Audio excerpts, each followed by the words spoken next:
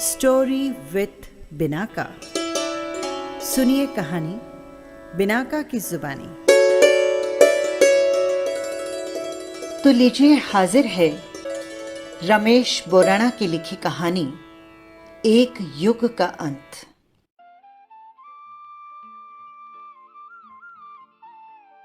देश आजाद होने के लिए एक विशाल और ताकतवर साम्राज्य से बिन हथियार अहिंसात्मक लड़ाई लड़ रहा था, जिसका सूर्य कभी अस्त नहीं होता था। महात्मा गांधी के नेतृत्व में आंदोलन की राष्ट्रव्यापी जुझारू चेतना जोर पकड़ रही थी और आजादी की अनिश्चित पीड़ा तथा अंग्रेजों के अत्याचारों के बीच भी लोगों के हौसले बुलंद थे। ऐसे गुलाम भारत के दक्षिण क्षेत्र के बेंगलोर शहर में 7 फरवरी 1929 को एक शांत, सौम्य लेकिन आजादी के संघर्ष यज्ञ की लौ को देदीप्यमान रखने के लिए तथा जय जगत की जिजीविषा आंखों में लेकर पैदा हुए सलेम नंजूदय्या सुब्बाराव अर्थात S.N. सुब्बाराव, मगर जमाना उन्हें भाईजी के आत्मीय संबोधन से पुकारता था। हाफ पैंट, खादी की शर्ट, ये उनकी खास पहचान थी। कांग्रेस सेवा दल के प्रमुख, राष्ट्रीय सेवा योजना संस्थापक और नेशनल यूथ कैंपों के माध्यम से उन्होंने देश के कोने कोने में लाखों अनुयायियों का कुनबा खड़ा किया। इतना ही नहीं, उन्होंने विदेशों में भी युवा शक्ति की अलख जगाई। आत्मबल और संभाव उनका ऐसा सामर्थ्य था जिसके आगे सैकड़ों डाकुओं ने भी समर्पण कर दिया। न तेरी न मेरी बल्कि जगत की जय का उद्घोष करने वाले भाई जी की रग रग में गांधीवाद समाया हुआ था। वे सच्चे और जमीनी अर्थों में गांधीवादी थे। आचार विचार और समग्र जीवन में गांधी के पर्याय बने भाई जी को बाद की पीढ़ी ने गांधी ही समझा और उनके आचरण से गांधी और गांधी मार्ग को जाना। इतने विराट व्यक्तित्व के धनी डॉक्टर S.N. सुब्बाराव जी ने बुधवार तड़के 27 अक्टूबर 2021 को जयपुर में अंतिम सांस ली और गुरुवार शाम को ही मुरैना जौरा स्थित गांधी सेवा आश्रम में उनका अंतिम संस्कार किया गया। भाई जी ने ही जौरा के इस गांधी सेवा आश्रम की नींव रखी थी, जो अब श्योमपुर तक गरीब और जरूरतमंदों से लेकर कुपोषित बच्चों के लिए काम कर रहा है। डॉक्टर सुब्बाराव का पूरा जीवन समाज सेवा को समर्पित रहा। 13 वर्ष की अल्प उम्र में ही वे भारत के स्वतंत्रता संग्राम में कूद पड़े तथा 1942 में आरंभ हुए गांधी के भारत छोड़ो आंदोलन में शामिल होकर अपने राष्ट्र भक्ति के तेवर दिखा चुके थे।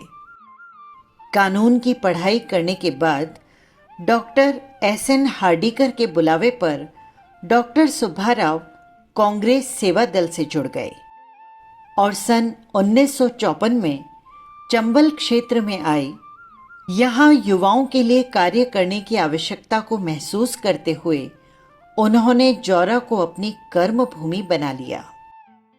लगातार शिविर और सेवा कार्य के कारण डॉक्टर सुब्बाराव डकैतों का हृदय परिवर्तन करने में सफल हुए। उनकी पहल पर 14 अप्रैल 1972 को जौरा के गांधी सेवा आश्रम में समाजवादी नेता जयप्रकाश नारायण के समक्ष 450 डकैतों ने आत्मसमर्पण किया। इसके अलावा 100 डकैतों ने राजस्थान के धौलपुर में गांधी जी की तस्वीर के सामने हथियार डाल दिए। पद्मश्री से सम्मानित डॉक्टर सुब्बाराव ने ही कॉलेजों के विद्यार्थियों में सेवा भाव विकसित करने के लिए राष्ट्रीय सेवा योजना आरंभ की। उनकी युवा परियोजनाओं को राष्ट्रीय युवा पुरस्कार प्रदान किया गया। इसके अलावा उन्हें सन 2003 में राजीव गांधी राष्ट्रीय सद्भावना पुरस्कार, 2006 में जमनालाल बजाज पुरस्कार, 2014 में कर्नाटक सरकार की ओर से महात्मा गांधी प्रेरणा सेवा पुरस्कार और नागपुर में 2014 में ही राष्ट्रीय सद्भावना एकता पुरस्कार से तथा 2018 में जय नारायण व्यास विश्वविद्यालय द्वारा डॉक्टरेट की मानद उपाधि से सम्मानित किया गया। भाई जी ने इन सब सम्मानों को निरपेक्ष भाव से ग्रहण किया और इन सम्मानों की प्रतिष्ठा बढ़ाई। प्रख्यात गांधीवादी विचारक डॉक्टर एस.एन. सुब्बा राव का मानना था कि बुनियादी रूप से सभी धर्म एक हैं। हिंदू, मुसलमान, ईसाई सहित सभी धर्म मानवता का संदेश देते हैं। उन्होंने कहा कि भारत सर्वधर्म सद्भाव से सर्वधर्म समभाव की ओर गया है। व्यक्ति का असली धर्म सत्य बोलो, मिलकर रहो, दूसरों के साथ वही व्यवहार करो जो खुद को अच्छा लगता है, तभी देश की उन्नति हो सकती है। वे हर जगह कहते थे कि मेरा मिशन सभी को एक करने का है। उन्होंने कहा कि सभी लोग पहले इंसान हैं और उसके बाद वे किसी मजहब से हैं। उन्होंने मजहब और जाति की दीवारों को तोड़कर इंसान बनने का आह्वान किया। जो भी व्यक्ति भाई जी से एक बार मिल लेता, उसके स्मृति पटल पर उनकी कई अनुपम यादें अंकित रह जाती। मैंने भी उन्हें पहली बार 1990 में गांधी सेवा आश्रम वर्धा में देखा था और अभी उनसे मेरी अंतिम भेंट 7 और 8 अक्टूबर को जयपुर में मुख्यमंत्री अशोक गहलोत जी के निवास पर और गांधी म्यूजियम और इंस्टीट्यूट के नव स्थापित भवन में हुई, जहां पर अंतरंगता के साथ मैंने उन्हें खूब सुना और उनके ऊपर लिखी हुई मेरी कविता भी उन्हें सुनाई। मैंने अपना काव्य संग्रह टुकड़ा टुकड़ा सच उन्हें भेंट किया और उनका चर्चित गीत जय जगत उनके साथ मिलकर गाया।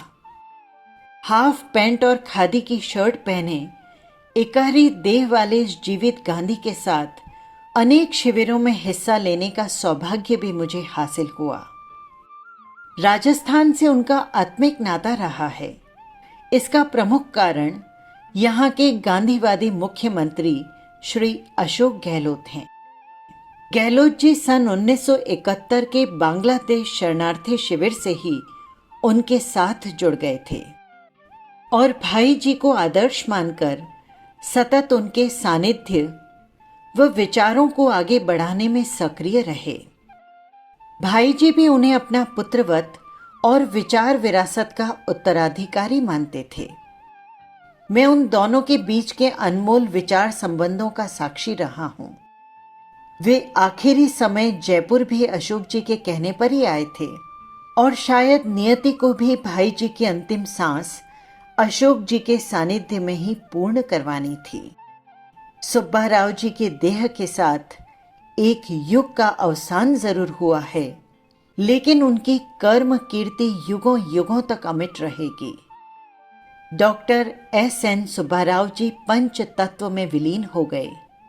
वे जिस माटी के लिए जीवन भर समर्पित रहे, उसी मुरैना बिहड़ों के जोरा आश्रम में सदा के लिए मिल गए।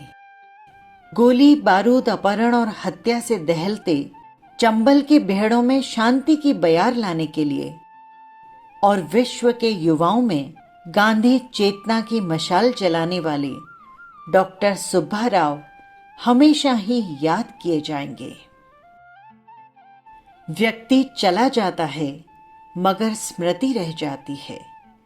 हर फूल की मिट्टी में महक रह जाती है। धन्य है वे साधक जिनके जाने के बाद भी श्रद्धा और आस्था भरी गाथा रह जाती है।